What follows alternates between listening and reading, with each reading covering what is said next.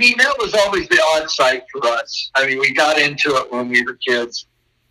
I mean, one of the Quonset huts pads is where one of the is the owner built his house on. Okay, and what's a real interesting fact is his daddy, Jackson Carroll, was his father. He lost the property and had a big ranch there, and lost the property to eminent domain to the government that wanted to build a missile base. Okay. Well, he had filed a suit to fight the federal government. And, of course, it does not go to court until the week after they deactivate the missile squadron. Isn't that something? That's perfect. You know, yeah. And, I mean, 8 has these enormous evaporation points. Enormous. But, you see, it was covered up. Then the water co-op, and this is 20 years ago. I talked to him. I can't think of his name right now. I've got it in my notes.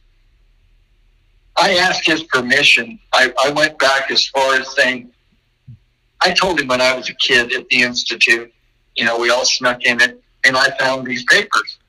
I said, I would really like your permission to go back in, and I will sign whatever paperwork you need to indemnify you all. On top of that, I'll re-secure it once I go through it. Okay? I got his permission. But back then, I just didn't have the extra money to go do it.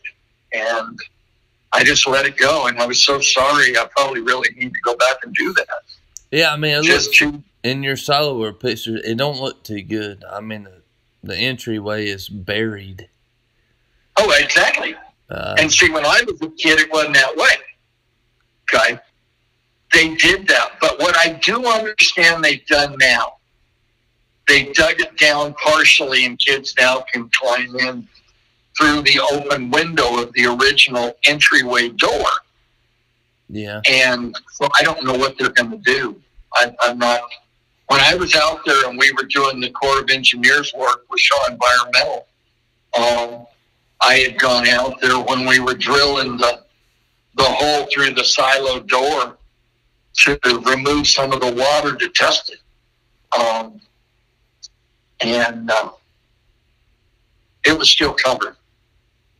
But I understand lately that it is, you know, it's come down or the kids have dug it out. And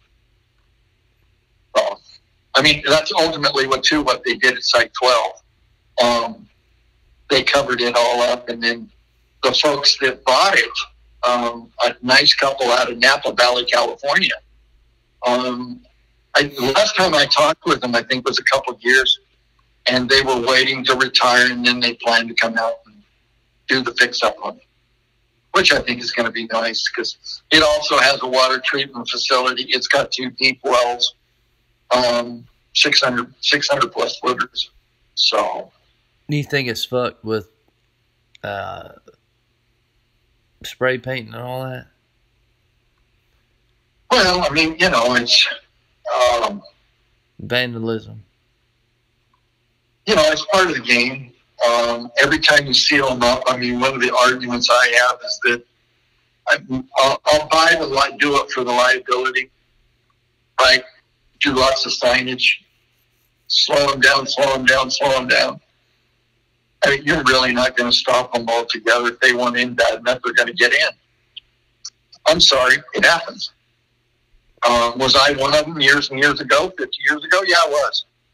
What did you? I will say this though: we didn't destroy anything. What? Okay. Here's what I'm asking: the icon, the Pioneer. What did you spray paint? What did you choose to spray on the wall? Oh, we didn't do that. If they'd caught us spray paint, oh no, they'd kicked us out of school. I mean, we would have been caught dead with that. I mean, what we used was the drywall, was the chalk, was the gypsum. What did you chalk? I mean, this is what interests. What did he put on the chalk on the wall?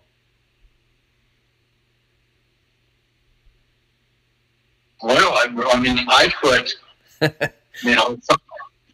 I put Silo Club because I was president of the Silo Club. That's iconic. And It's like 10. It's still there. That's awesome. I mean, everybody that goes through that take the tour, and when we show them site 10, I mean, you can see, what I had done when. And in fact, what was ironic, 40 years ago, last November's when that was done. Chalk is and still kind of there. laughing to myself, my God, it's been over 40 years now. That's awesome. The chalk is still there. That's so cool. Yeah. And our logic was, if you don't like, I mean, number one is we didn't write the fuck yous. Right. That's not what we were into. I mean, yes, did we write our name? Absolutely. It was a rite of passage. It's cool. I've argued with the best. I said, listen, the reason you put your name there is because you have the balls to do it. Okay? And everybody else can say, well, you're stupid and you're ignorant and you're just crazy and an adolescent. Well, call it whatever you want. But that's what we chose to do. That's cool. And, you wrote the date. We always put, NMMI for New Mexico Military Institute. That's cool. That's what we did. And we used to always argue, if you don't like it, you take a damp rag and wipe it off. Real simple. But some dildo comes in there 10 years later and spray paints everything. Absolutely. I mean, I will say,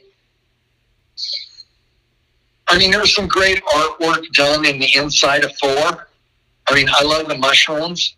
I just laugh every time I see them. Of course, when I was a kid here, those weren't there. There wasn't any of that. Yeah, that's cute. That's cute. You could find your name, but you wouldn't have these painted magic mushrooms. Sorry, it just wasn't there. And, I made the comment to a lot of people is that, oh my God, if they would have caught us with paint cans, oh no. 576 Golf doesn't have any spray paint. Oh, sure. It's killer. It looks awesome. It looks how it should without vandalism. I'm even shocked at most of the sites at Vandenberg. There's a little bit of graffiti, not much.